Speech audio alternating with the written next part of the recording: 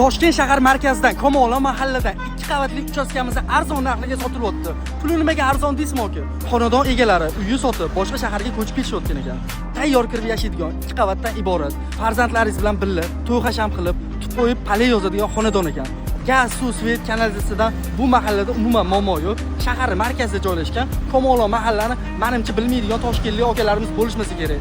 4-5 ta sanuzul hojatxona bor. Spalniy, zal, 1-qavat, 2-qavat, podvalda ham xonalarimiz bor. Toshkent shahar Shayxontohur tumani Komola mahallada joylashgan shu uchastkamiz agar sizga yoqqan bo'lsa, videoga bitta like bosib qo'ying. Tayyor kirib yashaydigan xonadon, yaxshi mahalladan qidirib yurgan yaqinlaringiz bor siz ham. Shu videomizni shu yaqinlaringizga yuborib qo'ying. Mabodo Komolonni bilmaydigan yoki qattaligini eslolmayotgan akalarim bo'lsa, bu yog'i Toshkent City, bu yog'i Drujban Narodov, bu yog'i Samarqand darvoza, bu yog'i Chorsi, bu yog'i Ko'kchoqtepa. Agar shu xonadonimiz ko'nglingizga jizyetgan bo'lsa, pastda egalar raqamini yozib qo'yganman. O'zingiz aloqaga chiqing aka. Bu xonadonlar o'zi taxminan nech pulligini o'zingiz juda ham yaxshi bilasiz. Chiroyli bitta narx qiling aka. Nasib qilgan bo'lsa, shu uchastkamizni siz egasi bo'lishingiz mumkin. Agar sizga ham sotiladigan uy, joy, yer, kvartirangiz bo'lsa, pastga o'zingiz raqamlaringiz bilan manzilini, sotixini, kvadratini, nech pulligini yozib qo'ying. Hammasi Allohdan aka. Bu videomizni puli bor, seriozli odamlar ko'rishadi.